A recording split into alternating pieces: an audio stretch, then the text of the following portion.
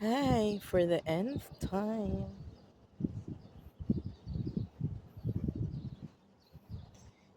It's a summer, although the Weather Bureau announced that the official start of summer for Oman is on June 21.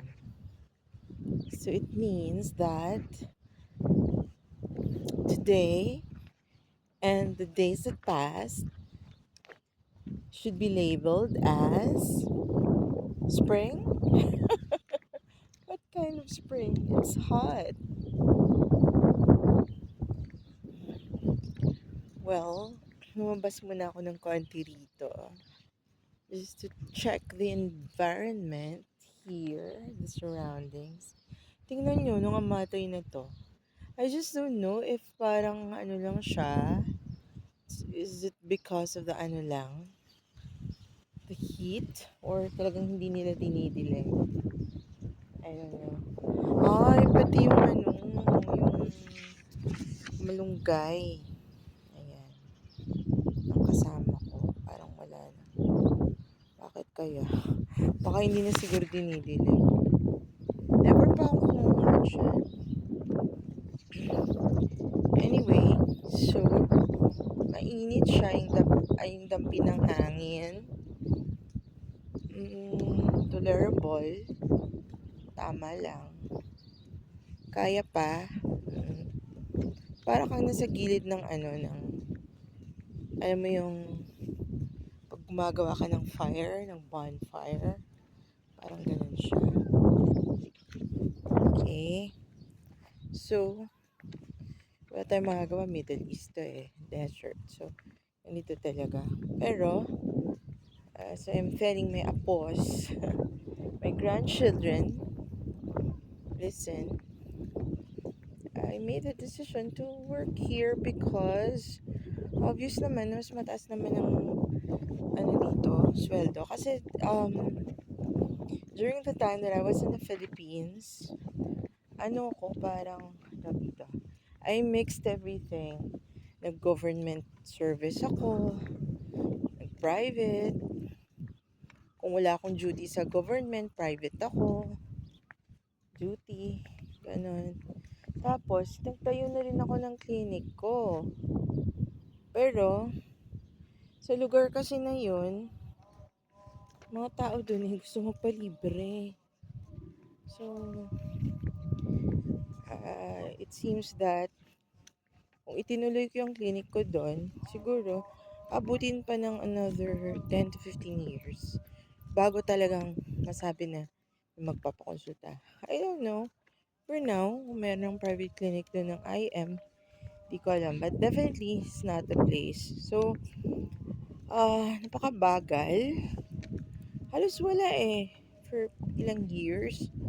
Nag-transfer na ako ng location, ganun pa rin. So, I guess, there's such a thing talaga such as, hindi siya bagay, hindi siya aani, parang ganun. Kung dyan mo siya itinanim, hindi ka makakaani. So, ginawa ko, wala, I stopped it. Tapos umalis na ako sa lugar na yun. Cause I thought of applying abroad to save money. For some important purposes. Una, syempre health ng family ko. Oh, okay. Prayer time na nila. And actually, it's Eid Adha ba? Tama ba?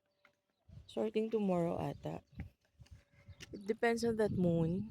Kasi kung crescent siya, yun ang mga pinagbabasihan nila ng mga celebrations nila. Okay?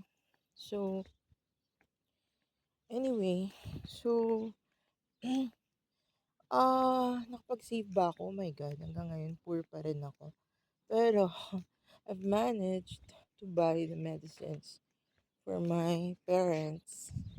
Kompleto naman.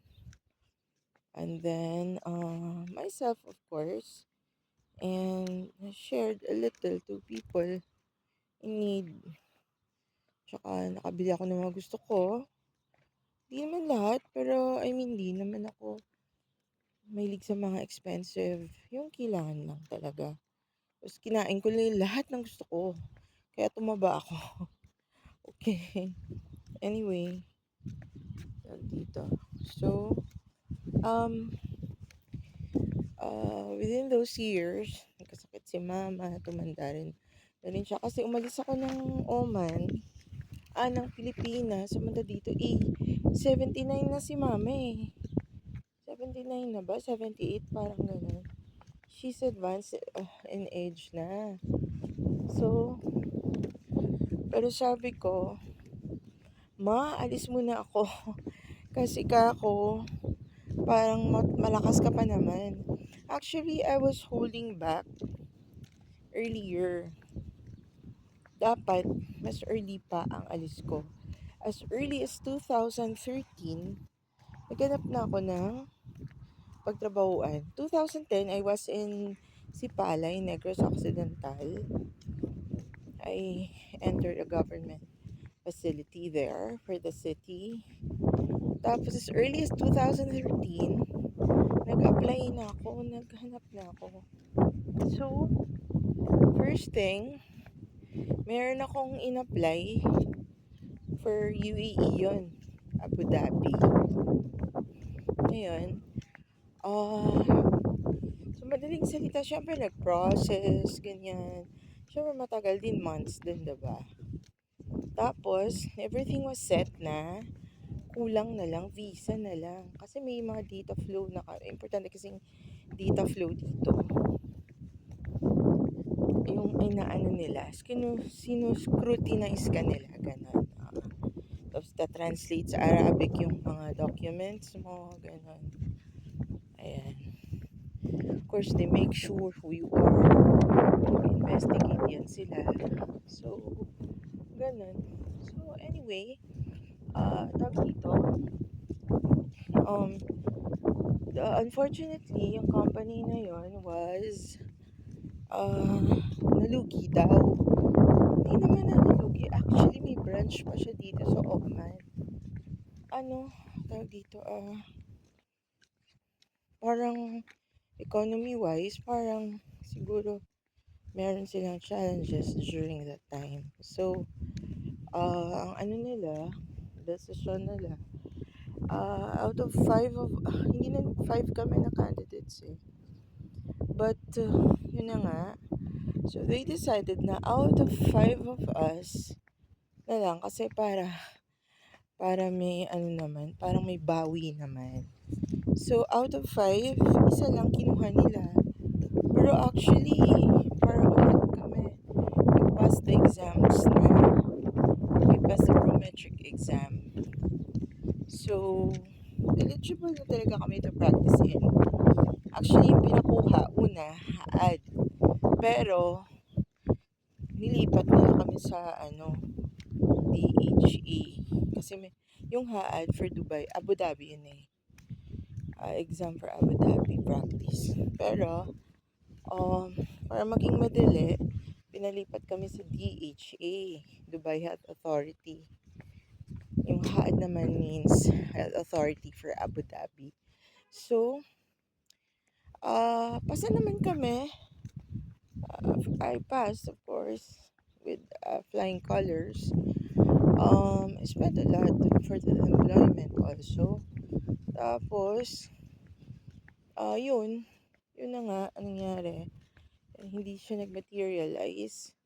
Visa na lang ang kulang. Isa lang kinuha nila sa amin. Yung pinakaunang na nila, mail. So anyway, natuloy nga siya. Anyway.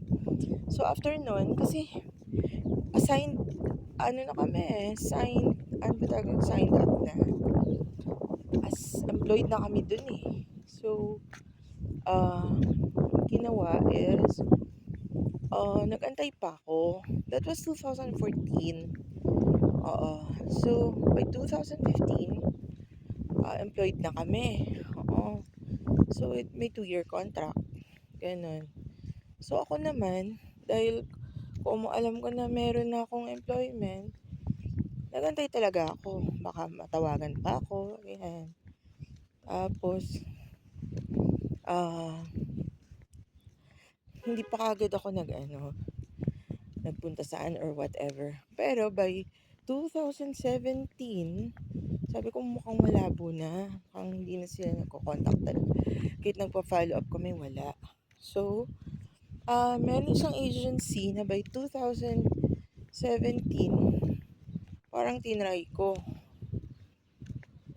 Tinawagan nila ako kasi naka-register sa abroad, www.workabroad.com, yung CV ko eh. So, tinawagan ako ngayon. Sabi niya, Doc, gusto mo bang siguro doon nila nakuha. Sabi niya, gusto mong mag-apply, man. Sabi ko, ano ba yan? Magkano ba sweldo? Ganyan. So, mukhang maliit siya i-compare sa Abu Dhabi. So, pero, actually, tinry ko siya. Nung matry ko siya, hindi, ano ba yun? Nag-fail ba ako doon? Parang nag-fail ata ako doon sa recruitment time na yun. Tapos next year, tinawagan uli ako na kung gusto kong sumubok. Bakit ganun? Parang bakit nag-fail? Hindi ko naman control, di ba? Sino pipiliin nila or ano. Di ba? Okay. So ngayon, by the next year, 2018, tumawag uli sila. Sabi, hindi ako baka gusto mong ulit. Sabi ko, bakit? Akala ko ba hindi ako napili? Sabi, pwede naman ulitin. Ganun. So, pumunta uli ako doon, kumuha ako ng exam and all. Napasa ko na. Then, I was there for the interview. Madaling salita, ayun na. So, yung tinatawag na kung hindi mo pa oras, di pa talaga. So, 2018 is the year for me.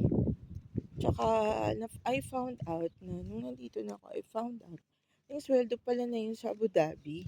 Mas malaki siya kaysa dito. Pero, when you try to compare it, kasi mas magastos sa Abu Dhabi. So, mas taas ang cost of living doon. So, ang sweldo na yun, parang magastos din kasi doon. So, parang ganun na lang din siya. Or, siguro, parang tabla lang siya. Private hospital. Hospital ba yun or clinic? Pero, kanya ng NMC yun eh. NMC yung pangalan ng company, ng hospital.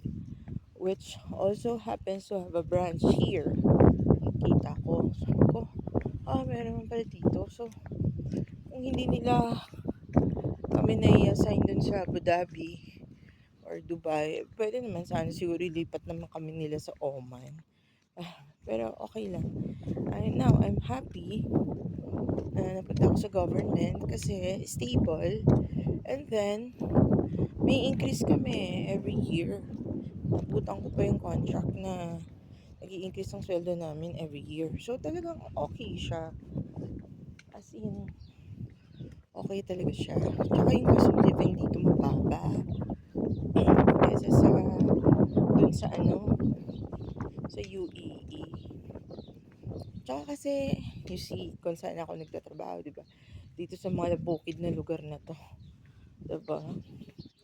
So, ang spirit kasi dati is, okay lang kung saan mapadpad. Parehas namang malayo sa Pinas. Tsaka, tayong mga Pilipino, kahit ano pa man, bahala na, magtatrabaho tayo. Diba? Basta may sweldo. Parang ganyan. Sobrang na-appreciate ko naman. Kasi, yun na nga, okay naman ang sweldo. Tapos, madali lang ang trabaho. Hindi siya mabigat. So, bored. Katunayan, yung mga years ko dito, sobrang na-bored ako kasi sanay ako sa toxic. So, talagang, ay, nako, toxic ako na doctor. So, parang, mo yan. Pero, yun na, overall, madali lang ang trabaho dito. Tsaka, na-handle ko naman ang Ang ano ko sa family ko, business.